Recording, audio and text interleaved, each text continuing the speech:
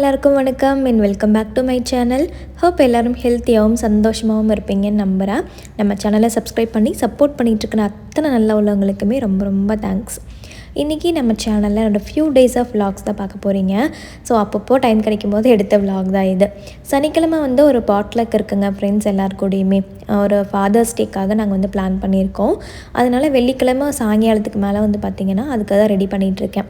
Friend ஒருத்தவங்க யாரும் எதுவும் செய்ய வேண்டாம், நானே எல்லாமே செஞ்சுக்கிறேன் அப்படின்னு சொல்லிட்டாங்க.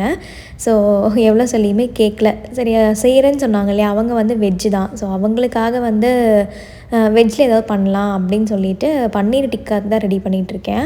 ஸோ எல்லா மெனுவுமே நான்வெஜ்ஜில் தான் இருந்துச்சு. ஸோ வெஜ்ஜு சாப்பிட்றவங்களுக்கு ஏதாவது வேணும்ல, அதனால் ஓகே பன்னீர் டிக்கா பண்ணலான்ட்டு வெங்காயம்லாம் கட் பண்ணிட்டேன். ஸோ நல்லா ஃப்ரெஷ்ஷான ஒரு வெங்காயமாக இருக்கணும். நல்லா தோல் மட்டும் எடுத்து இந்த மாதிரி பெருசு பெருசாக கட் பண்ணி வச்சுக்கலாம். ஸோ என்கிட்ட பார்த்திங்கன்னா கேப்சிகம் இருந்துச்சு, இந்த க்ரீன் கலர் தான் இருந்துச்சு. ஸோ பன்னீர் டிக்காக்கு மேக்ஸிமம் நீங்கள் தக்காளி, ஆனியனு, கேப்சிகம் தான் வைப்பாங்க. கேப்சிகம் எல்லோ க்ரீன் எல்லாம் இருந்துச்சுனாலும் நல்லா கலர்ஃபுல்லாக இருக்கும். என்கிட்ட க்ரீன் மட்டும்தான் இருந்துச்சு. அதுலேயுமே உள்ளே இருக்கிற விதை எல்லாமே எடுத்துகிட்டு அந்த தோலை மட்டும் அந்த ஆனியனோட சைஸ்க்கே கட் பண்ணி வச்சுக்கிறேன். ஸோ நான் பன்னீர் பார்த்திங்கன்னா கொஞ்சம் பெருசு பெருசாக தான் கட் பண்ண போகிறேன். அப்போ தான் டிக்கா கொஞ்சம் நல்லாயிருக்கும். 2 பேக்கெட் பன்னீர் எடுத்திருக்கேன். ஒரு பேக்கெட் பன்னீரில் ஒரு 8 பீஸ் வர மாதிரி கொஞ்சம் பெருசு பெருசாகவே கட் பண்ணிக்கிட்டேன். ஸோ எல்லாமே ஈக்குவல் சைஸில் இருக்கணும், ஆனியனு, கேப்சிகம், பன்னீர் எல்லாமே. இப்போது அதுக்கான மசாலா மேரினேட் பண்ணுறதுக்கு ரெடி பண்ணிடலாங்க. அதில் கொஞ்சமாக மஞ்சள் தூள், மிளகாத்தூள், கரம் மசாலா, உப்பு, கார்ன்ஃப்ளவர் மாவு, பெப்பரு, இஞ்சி பூண்டு பேஸ்ட்டு, தயிர், கஸ்தூரி மேத்தி, அவ்வளோதான். இதுக்கு மேலே நீங்கள் எதாவது சேர்க்கணுனாலும் சேர்த்துக்கலாம். இதுவே போதும். கொஞ்சமாக எண்ணெய் சேர்த்துட்டு அந்த மசாலாவை எல்லாத்துக்கும் கூட மிக்ஸ் பண்ணி வச்சுருங்க. அந்த ஆனியனுக்குள்ளே, கேப்சிகம்குள்ளேலாம் பார்த்திங்கன்னா நல்லா படுற மாதிரி மிக்ஸ் பண்ணிக்கணும். இது சிக்கன் மாதிரியே தான் அங்கே டிக்கா அப்போவே நீங்கள் பண்ணுற மாதிரி இருந்துச்சு அப்படின்னா அந்த பன்னீரில் இந்த மசாலாலாம் ஒட்டாது.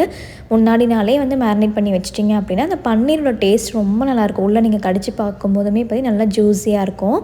இப்போ மேரினேட் பண்ணிவிட்டு ஃப்ரிட்ஜில் ஸ்டோர் பண்ணிவிட்டேன், நெக்ஸ்ட் டேக்கு பண்ணுறது தானே அப்படின்ட்டு. ஸோ ஸ்வீட் ஏதாவது பண்ணலாம். மெனுவில் ஸ்வீட் இல்லை. என்கிட்ட குலாப் ஜாமுன் பாக்கெட் இருந்துச்சு. நான் எப்போவுமே எம்டியாக தான் வாங்குவேன். பட் ஊர்லேருந்து வாங்கிட்டு வரும்போது ஆச்சி தான் இருந்தது. இது 175 ml பேக்கெட்டு. இதில் பார்த்திங்கன்னா மாவு பிசையறதுக்கு நான் பால் சேர்க்குறேன். பால் சேர்த்து மாவு பிசைஞ்சோம் அப்படின்னா குலாப் ஜாமுன் நல்லா சாஃப்டாக இருக்கும். தண்ணி சேர்க்கறத விட பால் ரொம்பவே டேஸ்ட்டாக இருக்குங்க. சர்க்கரை சேர்க்காத காய்ச்சின பால். ரொம்ப சப்பாத்தி மாவு மாதிரி போட்டு அடித்து பிணையக்கூடாது. ரொம்ப சும்மா பட்டும் படாத மாதிரி சாஃப்டாக பிணைஞ்சு கிராக்ஸ்லாம் எதுவுமே இல்லாத மாதிரி உருண்டை பிடிச்சி வச்சிடணும். இப்போ அதுக்கு மேலே கொஞ்சமாக நெய் ஊற்றி வைக்க போகிறேன். இப்படி பண்ணும்போது குட்டி குட்டி உருண்டையாக பிடிக்கும்போது ரொம்ப நீட்டாக வரும். கிராக்ஸ் இல்லாமல் சீக்கிரம் உருண்டை பிடிச்சிடலாம். நம்ம நெய் வச்சு உருண்டை பிடிச்சோம் அப்படின்னா. மாவு கொஞ்சம் நேரம் ஊறிச்சு அப்படின்னா ரொம்ப நல்லாயிருக்குங்க, உடனே போடுறத விட. நான் ஒரு 1/2 hour அப்படியே வச்சுட்டேன். அதுக்குள்ளே சர்க்கரை பாகு காய்ச்ச போகிறேன். ஸோ 175 கிராம்ஸோட பேக்கெட்டு அப்படிங்கிறதுனால ஒரு 150 கிராம்ஸு சர்க்கரை சேர்க்குறேன் நான். இந்த ஒரு கப்புக்கு கரெக்டாக இருக்கும். ரொம்ப ஸ்வீட் இருந்தாலும் திகட்டிடுங்க. தண்ணி நல்லா கொதிச்சுக்காம சர்க்கரையும் போட்டு கொதி வந்தோடனே வடிகட்டி எடுத்து வச்சிடணும். அதுக்கப்புறமா நான் உருண்டை பிடிச்சதெல்லாம் பார்த்திங்கன்னா எண்ணெயில் போட்டு எடுத்துட்டேன். இது மீடியம் ஃப்ளேமில் எண்ணெய் இருந்துச்சு அப்படின்னா மாவெல்லாம் பார்த்திங்கன்னா உள்ளே நல்லா வேகும். ஹை ஃப்ளேமில் வச்சுட்டோன்னா உள்ளே மாவும் வேகாது, வெளியில் கரிஞ்சு போயிடும். இந்த கலர் கிடைக்காது. ஒரு லைட் ப்ரௌன் கலரில் இருந்துச்சு அப்படின்னா தான் அது பார்க்கவும் ரொம்ப அழகாக இருக்கும். இப்போ அந்த உருண்டையெல்லாம் எடுத்துகிட்டு டக்குன்னு சர்க்கரை பாகில் போடாமல் தனியாக நான் எடுத்து வைக்க போகிறேன். அந்த எண்ணெயெல்லாம் வடிஞ்சதுக்கப்புறமா சூடு நல்லா ஆறுனதுக்கப்புறமா சர்க்கரை பாகில் போடணும். சர்க்கரை பாகு சூடாக இருக்கக்கூடாது. இந்த குலாப் ஜாமுன் உருண்டையும் சூடாக இருக்கக்கூடாது. அப்போ தான் பார்த்திங்கன்னா குலாப் ஜாமுன் நல்லா பெருசாகி அந்த பாகில் உள்ளே இறங்கி டேஸ்ட்டாக இருக்கும். ப்ளஸ் ரொம்ப நாளைக்கு உடையாமையும் இருக்கும். குலாப் ஜாமுன் நீங்கள் ஸ்டோர் பண்ணி வைக்கிறீங்க அப்படின்னா ஒரு 3 டைம் போட்டு எடுக்கிற அளவுக்கு உருண்டையெல்லாம் வந்துச்சுங்க. நான் இவ்வளோ குட்டியாக உருண்டையெல்லாம் பிடிச்சதே இல்லை. பேக்கெட் சின்ன பேக்கெட்டாக இருக்கே, கொஞ்சம் நிறையா குலாப் ஜாமுன் வரும்னு சொல்லி குட்டி குட்டி உருண்டையாக பிடிச்சேன். பட் அது நல்லா வெந்து வரும்போது இந்த சைஸ் ஆகிடுச்சு. பாகில் போட்டதுக்கப்புறமா இன்னும் கொஞ்சம் பெருசாகும் இல்லைங்களா, அதனால் இந்தளவுக்கு ஜாமுன்ஸ்லாம் வந்திருந்தது. இப்போ சர்க்கரை பாகில் போட்டு எடுத்து வச்சுட்டேன். நாளைக்கு காலையில் பார்த்திங்கன்னா இன்னும் கொஞ்சம் பெரிய சைஸ் ஆகிடும். நல்லா ஜீரெல்லாம் உள்ளே இறங்கி டேஸ்ட் ரொம்ப நல்லாயிருக்கும். ஸோ நெக்ஸ்ட் டே பாட்லக் ஏரியாவுக்கு வந்தாச்சுங்க. மார்னிங் ஃப்ரெண்டு வீட்டுக்கு போயிருந்தோம். நான் அவங்க தனியாக குக் பண்ணுறாங்க அப்படின்ட்டு நானும் இன்னொரு ஃப்ரெண்டும் போய் ஹெல்ப் பண்ணோம். அங்கே வீடியோ எதுவுமே எடுக்க முடியல. பாட்லக் ஏரியாவுக்கு வந்ததுக்கப்புறம் தான் வீடியோ எடுக்க முடிஞ்சிச்சு. Mutton gravy, chicken fry, tandoori fry, chicken biryani வந்து இன்னொரு ஃப்ரெண்டில் வீட்டில் பண்ணாங்க. அந்த வீட்லேயே தான் பார்த்திங்கன்னா பன்னீர் டிக்காவும் வந்து போட்டோம். ஸோ எதுவுமே வீடியோ எடுக்க முடியல. பன்னீர் டிக்கா வந்து இந்த வீடியோவில் நான் அந்த எண்டில் வந்து ஆட் பண்ணியிருக்கேன், எப்படி இது பண்ணேன் அப்படின்ட்டு. பாட்லக் வந்து பார்த்திங்க அப்படின்னா சென்டானியல் பார்க் அப்படிங்கிற ஒரு பெரிய பார்க்கில் தாங்க வந்து பண்ணோம். இது வந்து பெரிய பார்க்கு. நாங்கள் என்ட்ரன்ஸ்லேயே உட்காந்துட்டோம். ஏன்னு கேட்டிங்கன்னா அங்கே வந்து தான் கிட்ஸ் ஏரியா வந்து இருக்குது. குட்டீஸ் நிறைய பேர் இருக்காங்க இல்லையா, அவங்களுக்கும் டைம் பாஸ் ஆகணும், இல்லாட்டி அவங்கள சமாளிக்கிறது ரொம்பவே கஷ்டமாயிடும். அதனால் முன்னாடியே வந்து பஸ் விட்டு இறங்கின உடனே முன்னாடியே இருக்கும், அங்கே தான் உட்காந்தது. இது ஒரு பெரிய பார்க்கு. உள்ளெல்லாம் போனோம் அப்படின்னா செம்மையாக இருக்கும். எங்களுக்கு சுற்றியுமே வந்து பார்த்திங்க அப்படின்னா ஒரு 4 டேபிளில் ஃபுல்லாக ஒரு 4-5 ஃபேமிலிஸ் இருந்தாங்க. அங்கே போனே ஃபஸ்ட்டு வந்து பார்த்திங்கன்னா இந்த ப்ளூ கலர் டிஷர்ட் போட்டிருக்காங்க இல்லையா, அவங்க தான் எல்லாமே குக் பண்ணது. யார் எது பண்ண வேணான்னு சொன்னது. அவங்க வீட்லேயே இந்த அடுப்பு இருந்துச்சு, எடுத்துகிட்டு வந்துட்டு கொஞ்சம் வீட்லேயே நான் போட்டிருந்தோம். பத்தலைன்னா இங்கே வந்து போட்டுக்கலாம் அப்படின்ட்டு. ஸோ நான் பத்தலை, அதனால் நானும் இங்கே கொஞ்சம் போட்டு எடுத்துகிட்டு அந்த சிக்கனும் வந்து பார்த்திங்கன்னா கொஞ்சம் சூடு பண்ணிடலான்ட்டு அதுவும் பண்ணிகிட்டு இருந்தோம். வெளியே தாங்க வெயில் பயங்கரமாக இருக்குது. இந்த டென்ட்டுக்குள்ளே அப்படி ஒரு சில்லுன்னு இருந்துச்சு. கையெல்லாம் பார்த்திங்கன்னா அப்படியே ஃப்ரீஸ் ஆகிற மாதிரி அவ்வளோ கூலிங்காக இருந்துச்சு. ஃபுட் எல்லாமே கொஞ்சம் டக்குன்னு ஜில்லுன்னு ஆகிற மாதிரி இருந்துச்சு. ஸோ அடுப்பு இருந்தங்காட்டி அப்படியே சூடாகவே வச்சு சாப்பிட்டோம். இது ஒரு 3rd ரவுண்டுன்னு வச்சுக்கோங்களேன். ஃபஸ்ட் ரவுண்டில் குட்டீஸ் சாப்பிட்டாங்க, செகண்ட் ரவுண்டில் ஜென்ஸ் சாப்பிட்டாங்க. ஜென்ஸுக்கிட்ட குட்டீஸ் எல்லாம் ஒப்படைச்சிட்டு நாங்களாம் அப்படியே ஜாலியாக உட்காந்து அரட்டை அடிச்சுட்டு சாப்பிட்ருந்தோம். நல்லா அப்படியே ஒரு ஓப்பன் ஏரியாவில் ஒரு பார்க்கில் பிடிச்ச ஐட்டம்ஸு எல்லா ஐட்டம்ஸும் வச்சு ஃப்ரெண்ட்ஸோடு அரட்டை அடித்து சாப்பிட்ற அந்த சுகம் இருக்குது பார்த்திங்களா, சான்ஸே இல்லைங்க. நமக்கு எவ்வளோ சாப்பிட்றோன்னே தெரியாத அளவுக்கு அந்தளவுக்கு இறங்கிட்டே இருந்துச்சு. எல்லாம் சாப்பிட்டு முடிச்சுட்டு அடுத்த ரவுண்டுக்கு ஐஸ்கிரீமுக்கு குட்டீஸ் எல்லாம் கூப்பிட்டோம். கோன் வந்து தனியாக வாங்கிட்டு வந்திருந்தாங்க. ஸோ அந்த கோனில் வந்து பார்த்திங்கன்னா 2 ஃப்ளேவரோட ஐஸ்கிரீம் வச்சுட்டு, ஒன்று வந்து ஸ்ட்ராபெரி, இன்னொன்று வந்து சாக்லேட் ஃப்ளேவர் இருந்துச்சு. ஸோ குட்டீஸ் எல்லாமே கூப்பிட்டு சாக்லேட்டு ஐஸ்கிரீம்ஸ் எல்லாமே போட்டு கொடுத்துட்டோம். அவங்களும் விளையாண்டே இருக்கங்காட்டி நல்லாவே பசி எடுத்துகிட்டே தாங்க இருக்கும். ஃபுட்டும் சரியாக வந்து சாப்பிட்லாம் அவங்க விளையாடுற ஒரு பிஸியில்.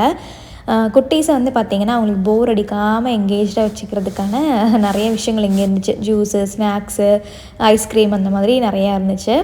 ஸோ நம்மால் விடுவார ஐஸ்கிரீம் பார்த்துனே குடுகுடுன்னு ஓடி வந்து ஏறி உட்காந்துட்டார். அவருக்கு நல்ல கோல்டு காஃபு இருந்தாலும் ஐஸ்கிரீம் ஒரு 2 வாய் மட்டும் கொடுத்துட்டு அதுக்கப்புறமா ஒரு கோன் மட்டும் வாங்கி கையில் கொடுத்துட்டேன். அதை கடித்து சாப்பிட்ருந்தான். எல்லாம் சாப்பிட்டுட்டு அதுக்கப்புறமா டேபிள் மேலே கொஞ்சம்லாம் இருந்துச்சுங்க. அப்பப்போ வேணா ஜூஸு, ஐஸ்கிரீம், ஸ்நாக்ஸுன்னு சாப்பிட்டுட்டு அப்படியே கொஞ்சம் நேரம் அரட்டை அடிச்சுட்டு இருந்தோம். உள்ளே அந்த பார்க்குக்கு கொஞ்சம் உள்ளே போனீங்க அப்படின்னா ஒரு நர்சரி மாதிரி இருக்குது. பட் இங்கே சேல்ஸ் கிடையாது, எக்ஸிபிஷன் மாதிரி வச்சுருப்பாங்க. உள்ளே என்ட்ரன்ஸ் போனோடனே பார்த்தீங்கன்னா இந்த ஆரஞ்சு ட்ரீ இருந்துச்சுங்க. சீரியஸ்லி நான் ஃபஸ்ட் டைம் இந்த ஆரஞ்சு ட்ரீயை வந்து பார்க்குறேன். எல்லாத்தையுமே ஒரு ஆசை இருக்கும், ஆரஞ்சு மரத்தை பார்க்கணும், ஆப்பிள் மரத்தை பார்க்கணும் அப்படின்ட்டு. நான் எனக்கு கனடா வந்ததுக்கப்புறம் ஆப்பிள் ட்ரீலாம் இன்னும் பார்க்கல, பட் இங்கே நிறைய இருக்குது. ஃபஸ்ட் டைம் நான் ஆரஞ்சு மரத்தை வந்து பார்க்குறேன். குட்டி குட்டியாக இருக்கும் இல்லைங்களா, அந்த ஆரஞ்சு தான். அவ்வளோ ஆரஞ்சு இருந்துச்சுங்க. யாருமே பொறிக்க மாட்டாங்க போல், அதுவே காஞ்சி கீழெல்லாம் விழுந்து கிடந்தது. இந்த பார்க்கில் வந்து பார்த்திங்கன்னா நம்ம ஊர் செடிகள் நிறையா இருந்துச்சுங்க. இது வந்து மாதுளம், என்ன சொல்கிறது, இது வந்து ஒரு க்ளோஸ்டு ஒரு ஏரியா தான். ஒரு டென்ட்டு போட்டு க்ளோஸ் பண்ணியிருக்காங்க. அதுக்குள்ளே தான் இவ்வளோ பெரிய ஒரு இதே இருக்குது, நர்சரியே இருக்குது. அதிகமாக வெயில் வந்து படாது. அதிகமாக இந்த கனடா வெதருக்கு வந்து பார்த்திங்கன்னா செடிகளே இருக்காது. அதிகமாக வின்டர் டைம் தானே இருக்கும். இவ்வளோ பாதுகாப்பாக இவ்வளோ செடிகளை வந்து வளர்த்துருக்காங்க அப்படின்னா அது சாதாரண விஷயமே இல்லை. ஸோ இதுக்குள்ளே எப்படி ஒரு டெம்பரேச்சர் இருக்கும் அப்படின்ட்டு நீங்களே யோசிச்சு பாருங்களேன். செடியில் பாருங்கள் எவ்வளோ பெருசாக இருக்குது அப்படின்ட்டு. ஸோ இதுக்குள்ளே வந்து பார்த்திங்கன்னா எப்போவுமே ஒரு டெம்பரேச்சர் மெயின்டைன் பண்ணுவாங்கன்னு நினைக்கிறேன்.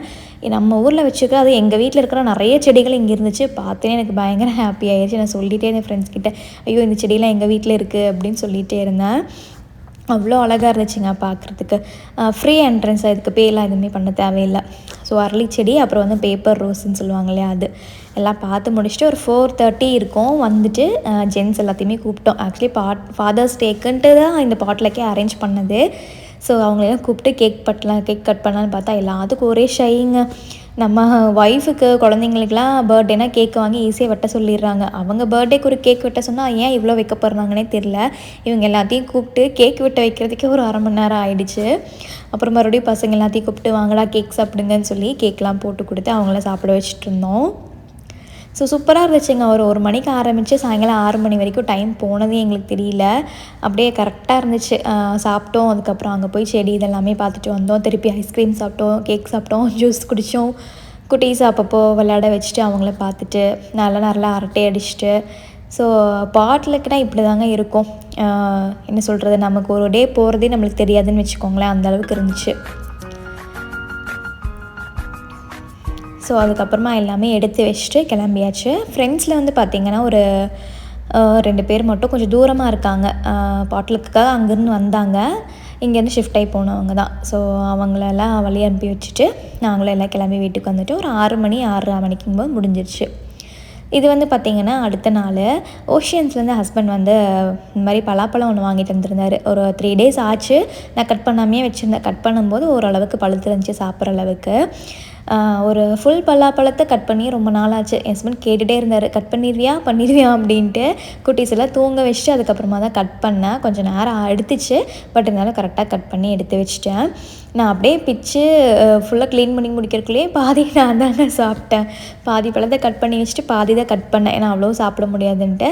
அந்த சொலைகளை விட உள்ள கொட்டை தான் நிறையா இருந்த மாதிரி இருந்துச்சு. பட் ரொம்ப டேஸ்ட்டாக இருந்துச்சுங்க. எனக்கு ரொம்ப பிடிக்கும் பலாப்பழம். சாப்பிட்டு முடிச்சுட்டு இது வந்து பார்த்திங்கன்னா அடுத்த நாள் மத்தியானம் குக்கிங்க்கு எல்லாம் ரெடி பண்ணிகிட்ருக்கேன். எப்போவுமே சமையல் ஸ்டார்ட் பண்ணுறதுக்கு முன்னாடியே வந்து பார்த்திங்கன்னா அரிசி ஊற வச்சிடுவேன். ஏன்னா சமைச்சு முடிக்கிறதுக்கும் அரிசி ஊறுறதுக்கும் கரெக்டாக இருக்கும் இல்லையா. கடைசியாக சாப்பாடு வச்சிட்டோன்னா எல்லாமே சூடாக சாப்பிட்றலாம் அப்படின்ட்டு. அந்த பாட்லக் டைமில் பன்னீர் டிக்கா பண்ணல. அப்போ ஹஸ்பண்ட் சாப்பிடவே இல்லைங்க. ஏன்னா நிறைய நான்வெஜ் இருந்தனால அவர் பன்னீர் பக்கமே வரல. அப்புறம் அவர் கேட்டே இருந்தார், பன்னீர் டிக்கா பண்ணி கொடு அப்படின்னு சொல்லிட்டு. கேப்சிகமும் இருந்துச்சு வீட்டில். எப்போவுமே பன்னீர் பாக்கெட்டும் இருக்கும். அதனால் முந்தின நாளே எல்லாம் மேரினேட் பண்ணி வச்சுட்டு ஃப்ரிட்ஜில் வச்சுருந்தேன். காலையில் சர்வேஷுக்கு மட்டும் ஸ்கூலுக்கு போட்டு கொடுத்துட்டு மிச்சத்தை வந்து நான் ஃப்ரிட்ஜில் வச்சுருந்தேன். அதுக்கு வந்து இந்த மாதிரி ஒரு ஸ்டிக்கு வாங்கிக்கணுங்க. இல்லை சிக்கன்லாம் பண்ணுவாங்க இல்லையா, இந்த ஸ்டிக்கு தான் அது. எங்கிட்டே பாட்லக்கப்போ இல்லை, என் ஃப்ரெண்டு தான் கொடுத்தாங்க ஸ்டிக்கு. அதுக்கப்புறம் ஹஸ்பண்டை வாங்கிட்டு வர சொல்லி இது வந்து பண்ணேன். என்கிட்ட இருக்கிற பன்னீருக்கு 2 ஸ்டிக்கே கரெக்டாக தாங்க இருந்துச்சு. எல்லாத்தையும் போட்டுட்டு இப்போ ஓவனில் தான் நான் வைக்க போகிறேன். ஓவன் வந்து பார்த்திங்கன்னா 1 நிமிஷத்துக்கு ஹீட் பண்ணியிருக்கேன். ப்ரீ ஹீட் பண்ணிவிட்டு அதுக்கப்புறமா வந்து பன்னீர் டிக்கா வந்து வைக்க போகிறேன். இது போடுறதுக்குள்ளேயுமே மித்துல் சாருக்கு வந்து பயங்கர ஒரு போர் அடிச்சிருச்சு. தூக்குன்னு சொல்லி ஒரே அழுக. நம்ம சமையலே ஸ்டார்ட் பண்ணலையே அதுக்குள்ளேயா அப்படின்ட்டு பொரி இருந்துச்சு, அதை போட்டு கொடுத்துட்டேன். ஏதாவது கொடுத்தோம் அப்படின்னா சாப்பிட்றானோ இல்லையோ தூக்கி வீசி விளாண்டுட்டு கொஞ்சம் டைம் பாஸ் பண்ணிகிட்டு இருப்பான். அதுக்குள்ளே நம்மளும் குக் பண்ணி முடிச்சிடலாம். ஸோ ஓவன் வந்து ஹீட் பண்ணிவிட்டேன். இப்போ கேக் டின் இருக்குது இல்லைங்களா, அதுக்குள்ளே தான் வந்து வச்சுருக்கேன். கொஞ்சமாக ஆயில் ஸ்ப்ரே பண்ணிவிட்டு உள்ளே வந்து வச்சுட்டேன். ஒரு 2 நிமிஷத்துக்கு வச்சுருக்கேங்க. எப்படி ஆகுதுன்னு பார்த்துட்டு அதுக்கப்புறமா திருப்பி வச்சுக்கலான்ட்டு. ஏன்னா இந்த ஓவனில் வந்து என்னால் டெம்பரேச்சர் செட் பண்ண முடியாது, அது வந்து கான்ஸ்டன்ட் தான். ஸோ எப்படி வேகுதுன்னு பார்த்துட்டு அடுத்தது வந்து சமைக்கிறதுக்கு பச்சைப்பயிறு சாம்பார் தான் வந்து வைக்க போகிறேன். நிறைய பேருக்கு வீட்டில் பச்சைப்பயிரே குழந்தைங்க சாப்பிட மாட்டாங்க. யாருமே பிடிக்காதுன்னு வைங்களேன். அது அவ்வளோ ஹெல்த் பெனிஃபிட்ஸ் இருக்குது பச்சைப்பயிரில். ஆனால் யாரும் சாப்பிட மாட்டாங்க. தோசை, பச்சைப்பயிறு தோசை அந்த மாதிரி தான் செஞ்சிட்ருப்பாங்க எதோ கொடுக்கணுன்ட்டு. எங்கள் வீட்லேயும் அதே மாதிரி தாங்க. ஸோ ஒரு நாள் திடீர்னு இந்த மாதிரி ட்ரை பண்ணி பார்த்தா நல்லா இருந்துச்சு. எல்லாம் விரும்பி சாப்பிட்டாங்க. சர்வேஷ், மித்துல் அவரும் எல்லாமே விரும்பி சாப்பிட்டாங்க. அதனால் இதே மாதிரி தான் இப்போ பச்சைப்பயிறு வந்து பண்ணிகிட்ருக்கேன். வெங்காயம், வெள்ளைப்பூண்டு எல்லாமே கட் பண்ணி வச்சுட்டேன். ஆயிலில் வந்து பார்த்திங்கன்னா கடுகும் ஜீரகமும் தாளிச்சிட்டு நம்ம கட் பண்ணி வச்சுருக்கோம் இல்லைங்களா, வெங்காயம், வெள்ளைப்பூண்டு, பச்சை மிளகா. ஒரே ஒரு வெங்காயம் வந்து போட்டால் போதுங்க. மீடியம் சைஸ் வெங்காயம். சின்ன வெங்காயம்னா ஒரு 10 சின்ன வெங்காயம் போடுங்க. வெங்காயம் வதங்கிறதுக்கு சீக்கிரமாக வந்து வதங்கிறதுக்கு உப்பு போட்டோம் அப்படின்னா நல்லா வதங்கிடும். ஒரே ஒரு தக்காளி மட்டும் சேர்த்துட்டு நல்லா மிக்ஸ் பண்ண போகிறேன். அதில் வந்து மஞ்சள் தூள், சாம்பார் தூள் மட்டும் போட்டுட்டு மூடி வைக்க போகிறேன். மூடி வச்சிட்டோன்னா தக்காளி நல்லா வெந்துடும்.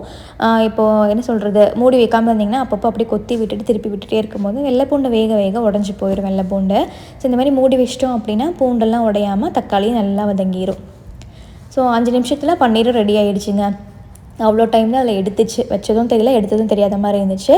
நல்லா இந்த ஒரு நாள் ஃபுல்லாக மேரினேட் ஆகி இந்த மாதிரி ரோஸ்ட் பண்ணும்போது தான் அந்த மசாலாலாம் அதில் பிடிக்கும். இல்லாட்டி பன்னீரில் அவ்வளோ சீக்கிரம் மசாலா பிடிக்காது. ஸோ டிக்கா பண்ணும்போது சிக்கன் மாதிரியே முன்னாடி நாளே மேரினேட் பண்ணி வச்சுருங்க. ஸோ வெங்காயம் தக்காளி நல்லா வதங்கிடுச்சிங்க. நான் வந்து பச்சைப்பயிரை குக்கரில் வந்து வேக வச்சு எடுத்திருக்கேன். உடச்ச பச்சைப்பயிறு தான். கொஞ்சமாக மஞ்சள் தூளும் உப்பும் போட்டு வேக வச்சு எடுத்துட்டேன். அந்த பச்சைப்பயிறு வந்து பார்த்திங்கன்னா இப்போ நம்ம வெங்காயம் தக்காளி வதக்கணும் இல்லைங்களா, அதில் போட்டுட்டு தேவையான அளவு தண்ணி ஊற்றி நல்லா மிக்ஸ் பண்ணிக்கோங்க. உப்பு நம்ம முன்னாடியே சேர்த்துட்டோம். இப்போ வந்து உங்களுக்கு தண்ணி மாதிரி வேணும் இல்லை கெட்டியாக வேணும் அப்படின்னா எந்த மாதிரி வேணுமோ அதுக்கேற்ற மாதிரி தண்ணி ஊற்றிக்கோங்க. வெங்காயம் தக்காளி மசாலாலாம் வதங்கிடுச்சு, பச்சைப்பயிரும் வெந்துடுச்சு. ஸோ கண்டிப்பாக ஒரே ஒரு கொதி வந்துச்சுன்னா மட்டும் போதும். ஸோ அதுக்குள்ளே மித்துலுக்கு வந்து பன்னீர்லாம் வச்சு கொடுத்துட்டேன். ஸோ இந்த மாதிரி கொடுக்கும்போது பன்னீர், சிக்கன், முட்டையெல்லாம் செய்யும்போது அது அதிகமாக கொடுத்துட்டு ரைஸ் கொஞ்சம் கம்மி பண்ணிக்கலாங்க. ஏன்னா ரைஸ் ரெகுலராக தான் சாப்பிட்றாங்க. இதெல்லாம் வந்து சாப்பிட்டாங்க அப்படின்னா அவங்களுக்கு டேஸ்ட் பிடிச்சி போயிடுச்சுன்னா எப்போனாலும் சாப்பிடுவாங்க. அதனால் இந்த மாதிரிலாம் தான் பண்ணும்போது நான் அதிகமாக அதை தான் கொடுப்பேன். ஸோ ஒரு 3 பன்னீர் கிட்டே குட்டி குட்டியாக கட் பண்ணி வச்சிட்டேன். ஊட்டி விட்டேன், சார் வேணான்ட்டார். சரி நீயே சாப்பிடுன்னு வச்சுட்டு வந்துட்டேன். இப்போது குழம்பு ரெடி ஆகிடுச்சு. இப்போ தாளிப்புக்கு கொஞ்சமாக தேங்காய் எண்ணெயும் வரமல்லி கருவேப்பிலான்னு சேர்த்துருக்கேன். பச்சை பயிறு கொள்ளு இது ரெண்டுக்குமே நீங்கள் வந்து தாளிக்கும் போது கொஞ்சமாக மல்லி சேர்த்துக்கிட்டிங்க அப்படின்னா அந்த டேஸ்ட் வேறு லெவலில் இருக்குங்க. ட்ரை பண்ணி பாருங்கள். ஸோ சமையல் எல்லாமே முடிஞ்சிருச்சுங்க. கிச்சன்லாம் ஃபுல்லாக க்ளீன் பண்ணிவிட்டு பாத்திரம்லாம் வந்து வாஷ் பண்ணிவிட்டேன். மித்துல் வந்து அந்த பன்னீர் சாப்பிட்ருக்கான். ஸோ அதுக்கப்புறமா அவனுக்கு ஊட்டிக்கலாம் அப்படின்ட்டு மார்னிங் வாஷ் பண்ணி வச்சு பாத்திரம் எல்லாமே எடுத்து வச்சுட்டு இப்போ சமைச்ச பாத்திரம் எல்லாமே வாஷ் பண்ணி கிச்சன் ஃபுல்லாமே வந்து க்ளீன் பண்ணி வச்சாச்சு. ஒரு 1:30 அந்த மாதிரி இருக்கும்போது மித்துலுக்கு ஊட்டிடுவேன். ஒரு 1/2 hour ஆகும் அவனுக்கு சாப்பிட வைக்கிறதுக்கு. 2 மணி ஆயிரும். ஒரு அரை மணி நேரம் விளையாட வச்சுட்டு ஒரு 2:30 போல் வந்து அவனை தூங்க வைப்பேன். அதுக்கப்புறமா தான் நானும் அவரும் சாப்பிடுவோம். அவன் சாப்பிடும்போது ரைம்ஸ் பார்ப்பாங்க யூடியூப்பில். அவர் மாட்டார். ஸோ அதனால் மித்துல் சாப்பிட்டு முடிச்சதுக்கப்புறமா தான் அவர் ஒர்க்லேருந்து எந்திரிச்சு வந்து சாப்பிடுவார். அப்புறம் நானும் அவரும் ஒட்டுக்க சாப்பிட்ற மாதிரி தான் இருக்கும். நல்லா எங்களுக்கு என்ன சமைக்கிறனாலும் அதே தான் மித்துலுக்கும். புளிக்குழம்பு வச்சா மட்டும்தான் அவனுக்கு தனியாக வந்து சமைப்பேன். இப்போது ரைஸ் போட்டுட்டு கொஞ்சமாக நெய்யும் பச்சை பயிரும் கொஞ்சம் ரசமும் இது எல்லாமே போட்டு நல்லா மிக்ஸ் பண்ணி நல்லா குழச்சி பிணைஞ்சு ஊட்டி விட்டுருவேன். பச்சை பயிரில் வந்து பார்த்திங்கன்னா அவ்வளோ காரம் இல்லைல்ல. ஸோ அதனால் அதையே கொஞ்சம் நிறைய போட்டு கொடுத்துருவேன். சர்வேஷும் சரி மித்துலும் சரி சின்ன வயசுலேருந்தே பச்சை பயிர் நல்லா சாப்பிடுவாங்க. மித்துலை சாப்பிட வச்சு தூங்க வச்சதுக்கப்புறமா அப்புறம் நாங்கள் சாப்பிட்டோம். பச்சை பயிர் கடைஞ்சது ப்ளஸ் வந்து பன்னீருக்கு காம்பினேஷன் ரொம்ப நல்லா இருந்துச்சுங்க. ரெண்டுமே மைல்டான ஒரு காரம், டேஸ்ட்டுமே ரொம்ப நல்லா இருந்துச்சு. ஸோ அதுக்கப்புறமா நானும் அவரும் உட்காந்து சாப்பிட்டோம். ஏதாவது படம் மூவி பார்த்துட்டு தான் சாப்பிடுவோம். சாப்பிட்டுட்டு அதுக்கப்புறமா சர்வேஷ் ஒரு 3 மணிக்கு வருவான். அவனோட லஞ்ச் பாக்ஸ் தான் இது. திட்டிகிட்டு இருந்தார் அவர். லஞ்ச் வந்து கொஞ்சம் மிச்சம் வந்துச்சு அப்படின்னு சொல்லிட்டு. ஒரு 4 பீஸ் சப்பாத்தியில் சார் வந்து 1.5 பீஸ் மிச்சம் வச்சுருக்காரு. ஃப்ரூட்ஸ் தொடவே இல்லை, கொடுத்து விட்டது அப்படியே வந்திருக்கு. சின்ன வயசுலேருந்தே நானும் அவரும் சரி சாப்பாட்டுக்காக கொஞ்சம் ரொம்பவே கஷ்டப்பட்டுருக்கோம். என்னை விட அவர் தான் ரொம்பவே சாப்பாட்டு கஷ்டப்பட்டுருக்காரு. எங்களுக்கு வந்து பார்த்திங்கன்னா அம்மா வந்து எவ்வளோ கஷ்டப்பட்டாலும் வீட்டில் சாப்பாடு இல்லைன்னே இருக்காதுங்க. எப்போவுமே இருக்கும் சாப்பாடு, ஏதாவது ஒன்றாவது இருக்கும். ஆனால் இப்போது என் பசங்க சாப்பிட்ற அளவுக்குலாம் வெரைட்டியாக நாங்கள் சின்ன வயசில் சாப்பிட்டதே கிடையாது. ஹஸ்பண்ட்லாம் நிறைய டைம் சாப்பிடாமே இருந்திருக்காரு. ஸோ அதனால் அவருக்கு சாப்பாடு மிச்சம் வந்துருச்சு வேஸ்ட் பண்ணிட்டேன் அப்படின்னா அவருக்கு பிடிக்காது. நானாவது ஏன் வேஸ்ட் பண்ணுறேன் அப்படின்னு சொல்லிட்டு விட்டுருவேன். அவர் கொஞ்சம் திட்டுவார். மிச்சம் கொண்டு வந்தேன்னா மேக்ஸிமம் அதே சாப்பிட வச்சுருவார் நிறைய டைமு. ஸோ திட்டி விட்டுட்டு அதுக்கப்புறமா அவனுக்கே பணிஞ்சு கொடுத்துட்டோம் அப்படின்னா சர்வேஷே வந்து சாப்பிட்டுக்குவான். மேக்ஸிமம் ஸ்கூலில் விளையாண்டே இருக்கிறனால சாப்பிட்றது தண்ணி குடிக்கிறதெல்லாம் எதுவுமே பண்ணுறதில்ல. அதனால் வீட்டுக்கு வந்தோடனே சாப்பிட வச்சுட்டு தூங்கி எழுந்திரிச்சுனே ஒரு ஜூஸும் போட்டு கொடுத்துருவேங்க. அவ்வளோதான், இந்த வீடியோ இதோட முடிச்சுக்கிறேங்க. உங்களுக்கு பிடிச்சிருந்துச்சு அப்படின்னா லைக் பண்ணி ஷேர் பண்ணுங்கள். மறக்காமல் நம்ம சேனலையும் சப்ஸ்கிரைப் பண்ணி சப்போர்ட் பண்ணுங்கள். இன்னொரு இன்ட்ரெஸ்டிங்கான விலாகில் உங்கள் எல்லாருமே வந்து மீட் பண்ணுறேன். தேங்க்ஸ் ஃபார் வாட்சிங். Take care. பை.